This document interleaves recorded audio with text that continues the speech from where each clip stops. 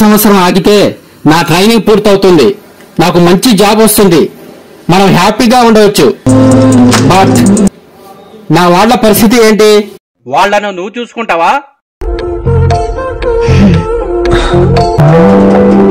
నువ్వు చూసుకుంటావా?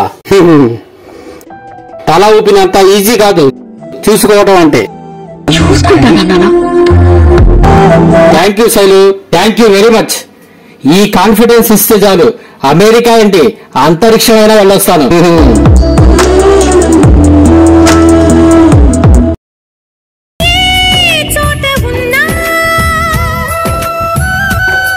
పెళ్లి చేసుకున్నావా? చేసుకోక ఇలానే జీవితాంతం నీ కోసం ఎదురు చూస్తూ ఉండమంటావా? అయితే చేసుకున్నావు అన్నమాట. ఏది ఫోన్లో ఫోటోలు ఉంటాయిగా, చూపించు మీ ఆవిడను.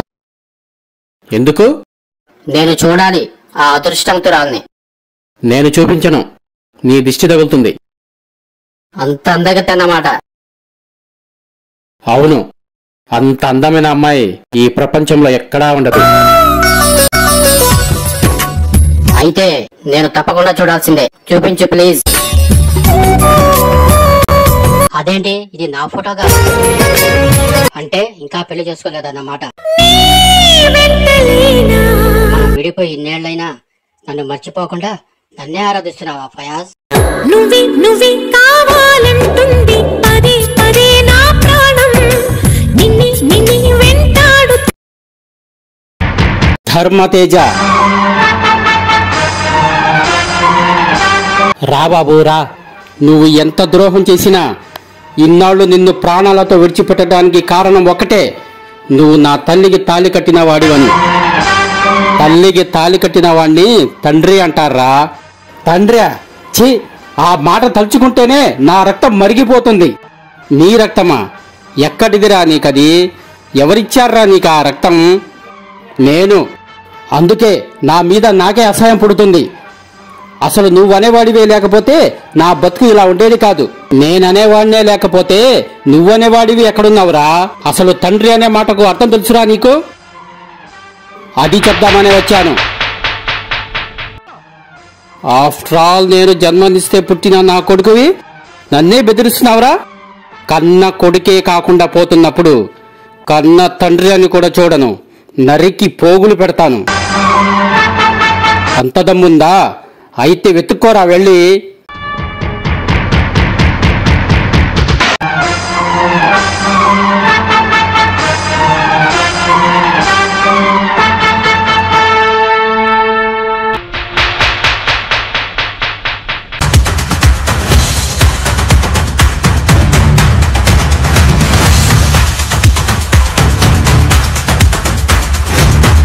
Excuse me madam. ఎస్, నేను చాలా బాగా ఆడతానండి. అయితే ఏంటి? నన్ను పెళ్లి చేసుకుంటారా? పెళ్లికి ఆటకి ఏంటి సంబంధం? లైఫ్ లాంగ్ మీ వేళ్ల మీద ఆడాలనిపిస్తుంది. అంత అందంగా ఉన్నారు మీరు.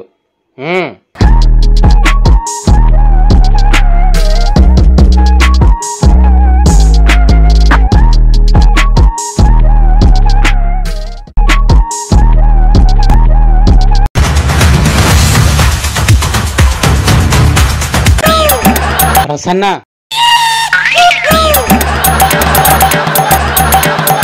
I love you. లవ్వా? మొహం చూసావా ఎప్పుడన్నా? మొహం బాగానే ఉందిగా.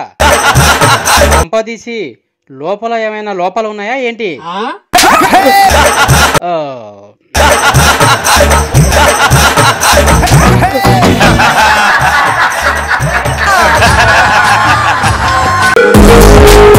నన్ను పెళ్లి చేసుకోవడం మీకు ఇష్టమేనా? ఇష్టమే. నేను మీకు నా గురించి చెప్పాలి. విన్నాక అప్పుడు చెప్పండి నన్ను పెళ్లి చేసుకుంటారో లేదో. నాకు సొంత ఇల్లు లేదు, రెంటుకుంటున్నాం. నన్ను చేసుకుంటే మీరు కూడా రెంటింట్లో ఉండాల్సి వస్తుంది. ఫ్యూచర్లో కూడా ఇల్లు కొంటానో లేదో తెలియదు. ఎందుకంటే అమ్మ, నాన్న, చెల్లి, తమ్ముడు వీళ్ళందరి బాధ్యత నా మీద ఉంది. ఏ అమ్మాయికైనా పెళ్లి గురించి ఎన్నో కలలుంటాయి. మరి నేను ఆ కలలు తీర్చొచ్చు, తీర్చకపోవచ్చు. ఎందుకంటే నా జీతం అంతా ఇంటికే సరిపోతుంది. పెద్దగా సేవింగ్స్ కూడా లేవు. నన్ను చేసుకుంటే నా భార్య కూడా నాలానే అడ్జస్ట్ అయి ఉండాలి. నా అన్ని బాధలు తనను పడనివ్వను, కానీ కొన్ని ఇబ్బందులు మాత్రం తప్పవు, పడాలి. ఇదండి నా స్టోరీ. ఇప్పుడు చెప్పండి, నన్ను పెళ్లి చేసుకుంటారా?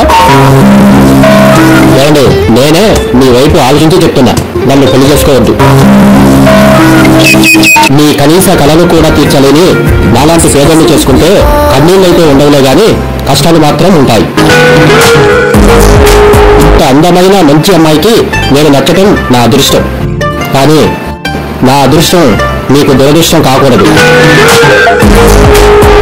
అందుకే వద్దండి, నన్ను చేసుకుని మీరు బాధలు పడటం నాకు ఇష్టం లేదు. బాగా స్టేటస్ ఉన్న అబ్బాయిని చేసుకుని సంతోషంగా ఉండండి. ఇది నా అడ్వైస్. నన్ను పెళ్లి చేసుకుంటే ఇబ్బందులు ఉంటాయి, స్టేటస్ ఉన్న అబ్బాయిని చేసుకుని హాయిగా ఉండండి అని చెప్తున్నారు. ఇంతకంటే మంచి మనిషి ఎక్కడ ఉంటారండి? నాలాంటి అందమైన అమ్మాయిని చేసుకోవడానికి ఎవరైనా ఎగిరి గంతేస్తారు, ఎన్ని అబద్ధాలు ఆడైనా సరే సొంతం చేసుకోవాలనుకుంటారు. కానీ మీరు నా జీవితం అందంగా ఉండాలని కోరుకుంటున్నారు. నేనంటే ఇష్టమున్నా నా ఫ్యూచర్ కోసం ఆ ఇష్టాన్ని మనసులోనే దాచుకున్నారు. ఇంత మంచి మనసు ఉన్న మనిషిని ఎవరైనా వదులుకుంటారు? చూడండి, ఏ అమ్మాయి అయినా కోరుకునేది మనసున్న వాణ్ణి, డబ్బున్న వాణ్ణి కాదు. ఇలాంటి మంచి మనిషిని చేసుకుంటే కష్టాలు కూడా కర్పూరంలా కరిగిపోతారు. అయినా మీరు ఎందుకు అలా ఆలోచిస్తున్నారు? మీ జీతం మొత్తం ఇంటికి సరిపోతే పోనీయండి. మరి నా జీతం ఉంది కదా, కొంత సేవ్ చేసుకుందాం, కొంత ఇంట్లో కావాల్సిన ఫర్నిచర్ కొనుక్కుందాం, మిగిలింది ఎంజాయ్ చేద్దాం. ఇంకా కష్టాలు ఎక్కడ ఉంటాయి? అన్ని సుఖాలేగా బాబు. ఇంకేం ఆలోచించకుండా ఇంట్లో చెప్పేయండి, నాకు ఈ పెళ్లి ఇష్టమని. I love you so much mister Fayaz.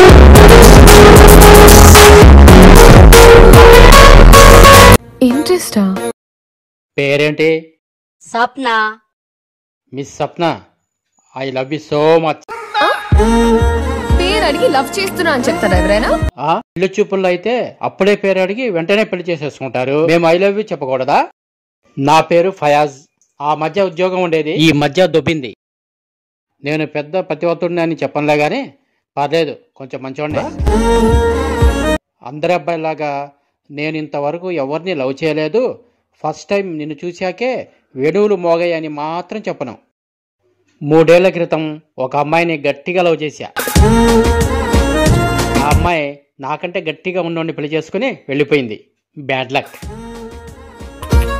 నీకేమన్నా బ్యాడ్ హ్యాబిట్స్ ఉన్నాయా? చిచి, అమ్మయ్యా, బతికించావు. ఇకపోతే నన్ను పెళ్లి చేసుకుంటే ఈ గుండెలో పెట్టుకుంటా, ఆలోచించి చెప్పు. ఉంటాను, బాయ్. ఓ ఎక్కువ చించేయకు, చిప్పు దొబ్బిద్ది. జాగ్రత్తగా ఇంటికెళ్ళు.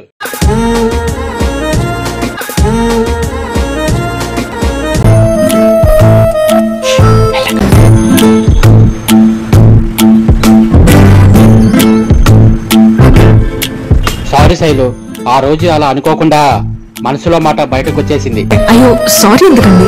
ఆ రోజు చెప్పకపోయినా ఏదో ఒక రోజు చెప్పాల్సిందే కదా. అయినా మనసులో ఉన్నది చెప్పడం అసలు తప్పే కాదండి. బాగా పరిచయం ఉన్న వాళ్ళని పలకరించాలంటేనే కాస్త ఆలోచిస్తాను. అలాంటిది చాలా తక్కువ టైంలోనే మీకు దగ్గరై నాకు ఎలా అనిపిస్తే అలా మీతో ఉండగలిగానంటే అన్ని క్రెడిట్స్ మీకేండి. బంగారం, ఎవరుంటారండి మీలాగా? మొహం కూడా చూడకుండా పక్కనున్న అమ్మాయి ప్రాబ్లంలో ఉందని అర్థం చేసుకుని చాలా గ్రేట్ అండి. శైలు గారు, మీరు కూడా ఏంటండి? మీరు, మీ ఫ్యామిలీ, మీ క్యారెక్టర్, మీలో ఉన్న క్వాలిటీస్ కి నేనేంటి? ఏ అమ్మాయి అయినా మిమ్మల్ని పెళ్లి చేసుకోవడం చాలా లక్కీ అండి. Because you deserve it. అవునా?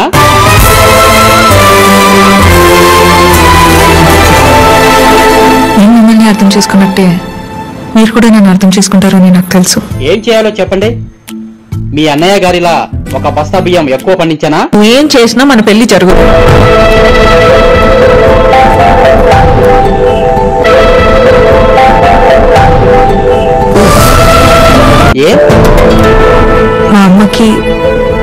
పెళ్లి చేసే ఆలోచన కూడా లేదు.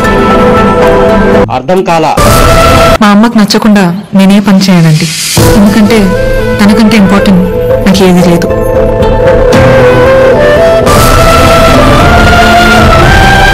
I hope you understand.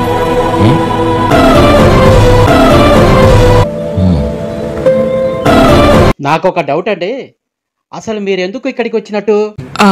నా గురించి మర్చిపోయి ఒక మంచి అమ్మాయిని చేసుకుని హ్యాపీగా ఉండండి.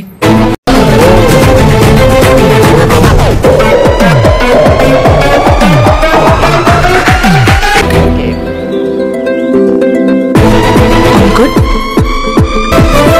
నేను బయలుదేరుతా. బాయ్ చిరు. ఆగమ్మా, నీతో ఓ విషయం మాట్లాడాలి. చెప్పండి ఆంటీ. అమ్మా, నేను చెప్పేది ఒకసారి విను.